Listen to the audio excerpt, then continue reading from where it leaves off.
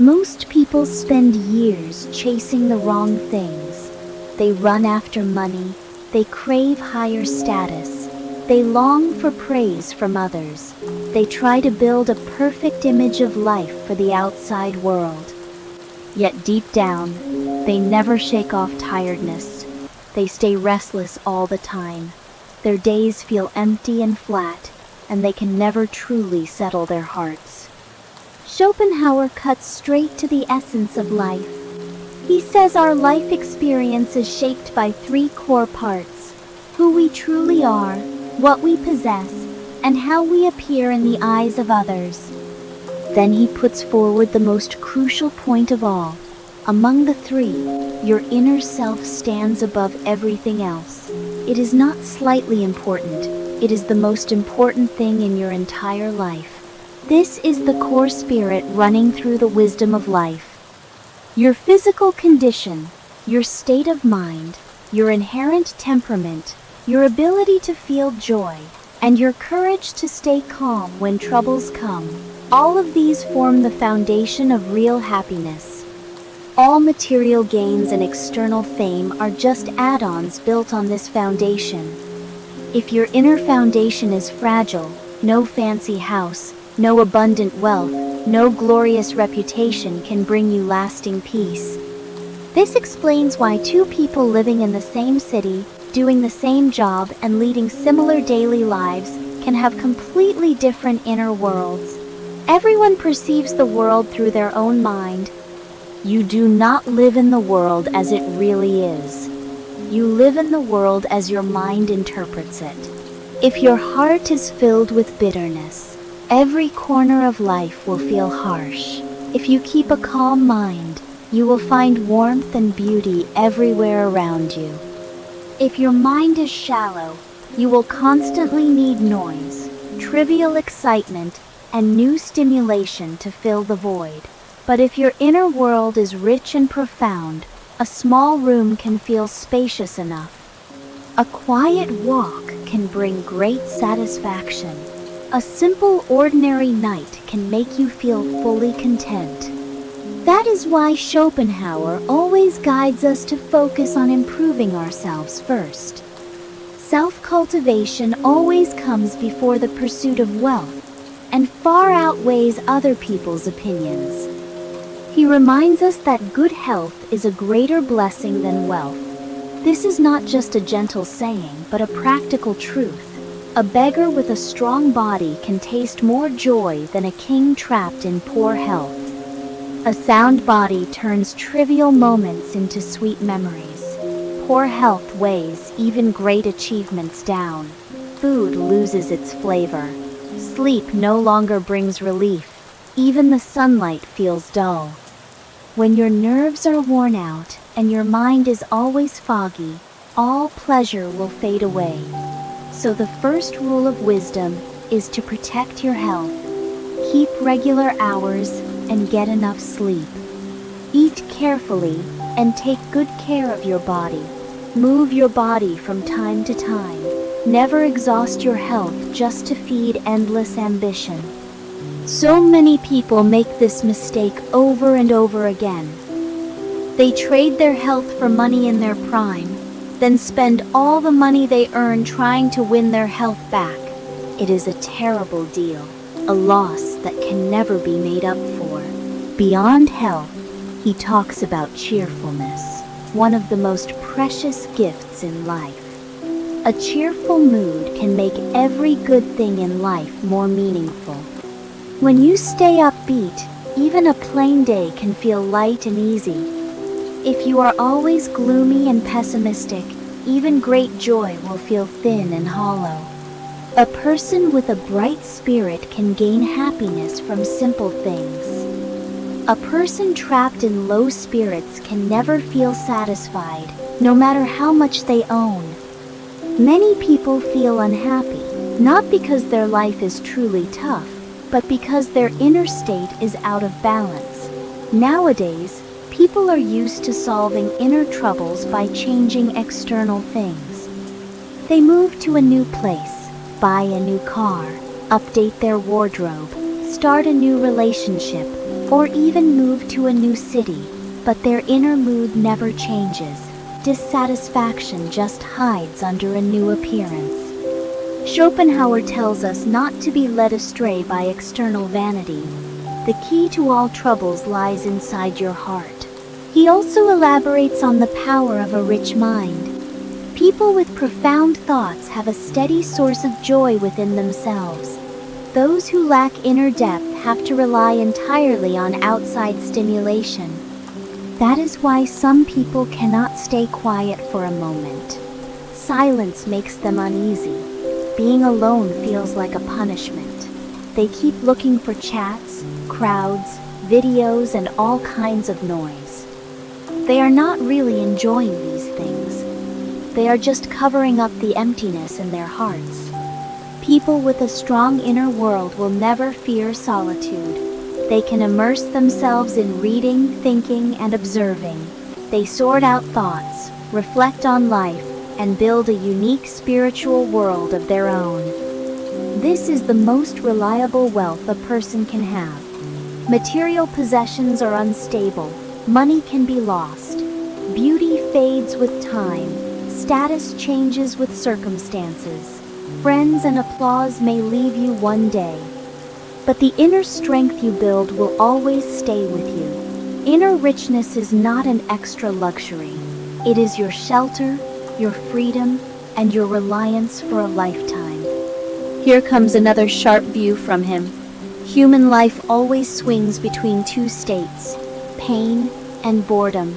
Pain comes from lack, desire, fear, loss, and pressure. Boredom comes when all material needs are met, yet the mind remains empty. You finally get what you have been longing for, and the excitement only lasts for a short while. Then flatness and emptiness come again. This is the trick of desire. You always believe the next goal will end all struggles, but it only brings a temporary relief. True wisdom is not about gaining more and more, but about learning to get along with desire. Figure out what is truly enough. Cut down unnecessary cravings. Never let endless pursuit control your life. It does not mean you have to become indifferent to everything. It means breaking free from the bondage of greed. Desire always paints a tempting picture, but it can rarely deliver what it promises. The process of pursuing is often more exciting than the thing itself. The wisest way is to stick to moderation. Embrace simple pleasures. Reduce your dependence on external things. Step out of the endless race for fame and fortune. A quiet life is not admirable to outsiders, but it brings far less pain and leaves enough space for your mind to breathe freely. When it comes to wealth, he sees through all illusions clearly. He never denies the importance of money. Shortage of money brings poverty, pressure, and even humiliation.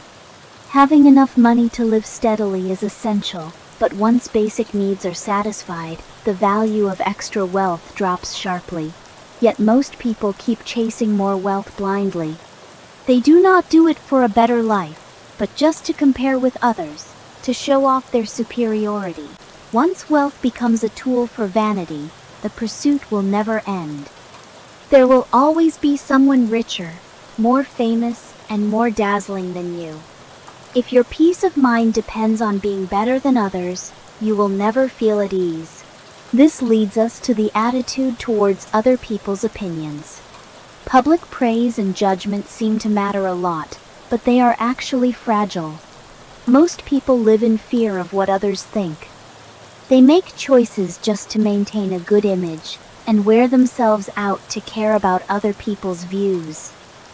But public opinion changes rapidly. Crowds are often superficial. Praise is fleeting, and fame is noisy but short-lived. We should maintain our reputation properly for the sake of daily communication and trust. But do not hand over your soul to other people's words. Do not become a prisoner of public comments. Most judgments from others are casual and thoughtless. Many so-called honors are just collective fantasies, and many so-called shame is unnecessary trouble.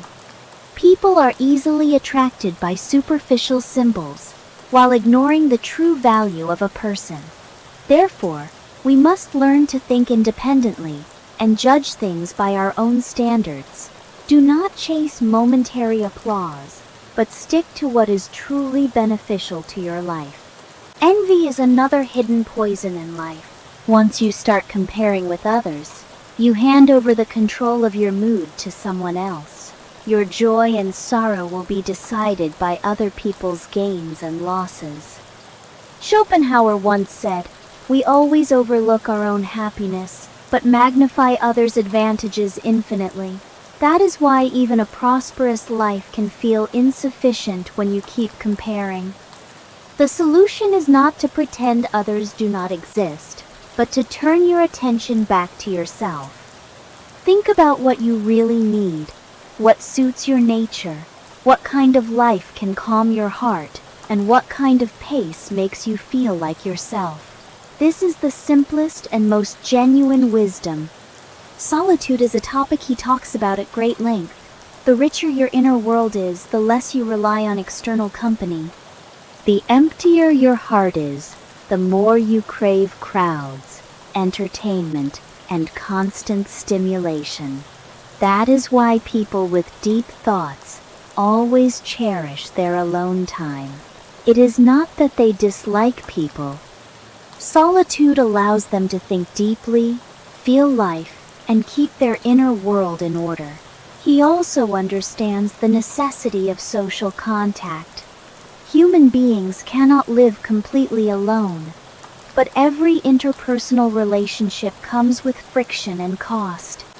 Gatherings bring noise, vanity, conflicts, and empty small talks. Once you realize this truth, you will no longer expect perfection from social circles. Take the warmth brought by company and accept its imperfections. Do not pin all your expectations on the approval of the crowd, and do not feel upset when socializing drains your energy. It also gives us the courage to cherish quiet moments. Being alone in a peaceful night is not failure. It is a sign of abundant inner life. There is a thought that strikes everyone deeply. Ordinary people spend their lives thinking about how to kill time. People with wisdom spend their lives thinking about how to make good use of time. Much of modern life is just passing time in various fancy ways. Scrolling through videos, watching shows, shopping, chatting, reacting to trivial things. Day after day slips away. The problem is not enjoying pleasure, but living in aimless drift. People with a rich inner life will not idle away time. They arrange their days with thinking, creation, study, and real rest, instead of numbing themselves with meaningless distractions. Boredom is closely linked to this.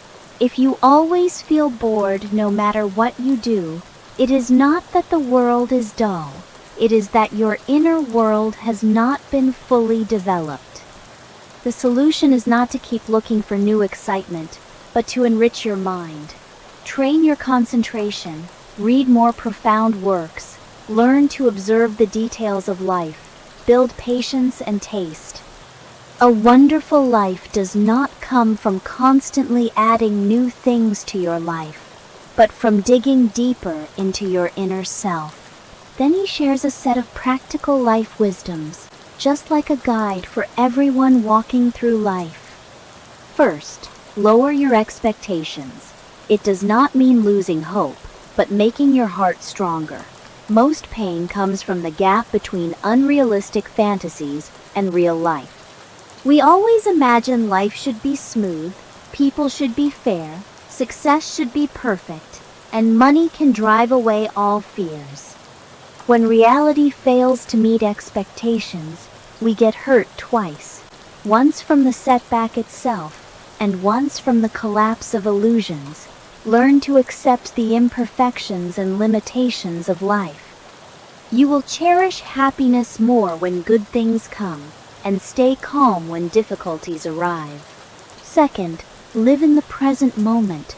Only the present is real. Too many people sacrifice today's happiness for an uncertain tomorrow, always waiting for future peace and joy.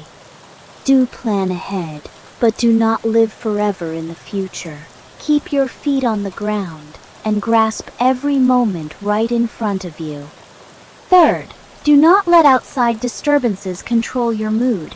Many people's emotions swing with every word and every trivial incident. Learn to keep a steady inner center.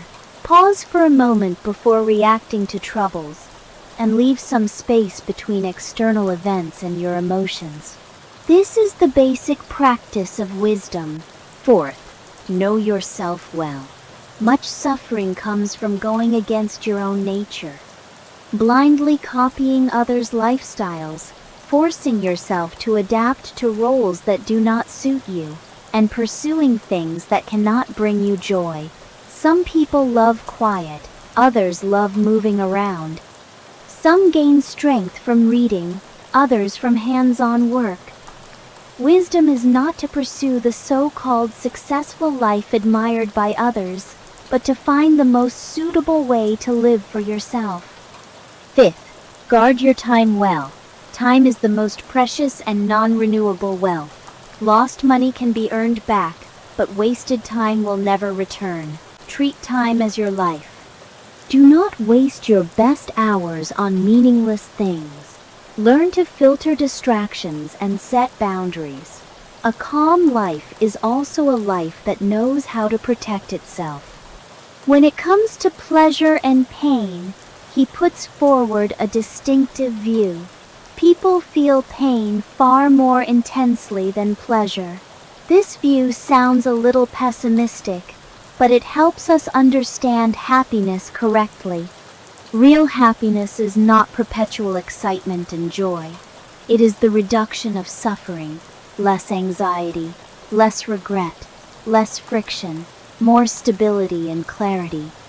Such a life may look plain from the outside, but it is warm and solid inside. He also reminds us to stay away from excessive luxury. Nice things are not wrong, but luxury will keep raising your desires. Once comfort becomes an indispensable need, you will lose freedom. You have to spend more energy maintaining material possessions, and gradually you become a slave to the things you own. Simple living habits always keep people light and free. He talks about the different states of mind in different ages. Youth is full of romance and passion, while old age belongs to rational thinking and insight. When we are young, we rush forward driven by strong desires, and the future looks bright and boundless. As we grow older, illusions fade away, the pace slows down, but our understanding of life becomes deeper. Every age has its unique gifts. The biggest mistake is to cling to the state of a certain age forever. Wisdom includes accepting the stage you are in right now. Your core character is hard to change. You can adjust your habits and improve your judgment, but your inherent nature has its limits. That is why self-knowledge is more important than unrealistic fantasies. Understand your strengths and weaknesses, so you can protect yourself and exert your advantages. If you refuse to face the truth about yourself, life will always bring you setbacks as a warning. In interpersonal communication, he suggests avoiding unnecessary conflicts. You do not have to argue for every truth, respond to every insult, or argue with every ignorant person. This is not cowardice, but a wise choice. Peace of mind, attention, and energy are all precious resources. Use them wisely, and do not waste them on trivial troubles. Many things are not worth the inner pain they bring. Let them go, and keep your mind pure and peaceful. To sum up the whole book in one sentence: focus on inner cultivation, reduce dependence on external things, protect your health, enrich your mind, Do not care too much about others' praise and material gains. Attach more importance to your inner character, and learn to reconcile with the imperfections of life. This path is not glamorous or eye-catching, but it is solid and reliable. Modern people are tired of superficial pursuits, complicated images, and endless competition. This book tells us to step back. Your life will get better when your inner heart becomes stronger, not when your external decorations become more gorgeous. A good life is not equal to a life admired by everyone. A rich life is not equal to an expensive life. A fulfilling life is not equal to a life surrounded by crowds. A wise life is usually quiet, independent, and abundant inside. It does not mean being cold or joyless. It means being steady and not being easily disturbed by trivial things. You have a spiritual fortress deep inside your heart, which the outside world can never fully shake. This philosophy helps us get rid of illusions, comparisons, and blind pursuit, and regain control of ourselves. Take good care of your body, nurture your mind. Do not chase money endlessly once basic needs are met.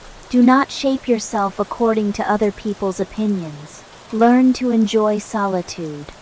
Train your mind and concentration. Cut down useless desires. Understand your own nature. Cherish every minute of your time. Accept that life is mixed with ups and downs. Judge success by your inner state, not external appearances. These are plain but effective advices. They work when you are young, when you are under pressure, when you succeed, and when you fail. They are especially suitable for quiet nights, when all the noisy social scenes fade away, and you are left alone with yourself. If you can get along well with your inner self, all difficulties will become easier. If your heart is chaotic and broken, no amount of external embellishment can fill the void. The work ahead is simple, though not easy. Return to your inner self, polish it, steady it, lighten it, and strengthen it. Treat the outside world as secondary. It can be useful, interesting, and beautiful, but never the center of your life.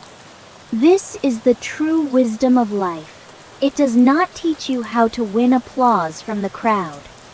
It teaches you how to live without sacrificing your soul, how to reduce troubles brought by illusions, how to be strong enough to face all changes, and how to be easy to satisfy. That is enough for tonight.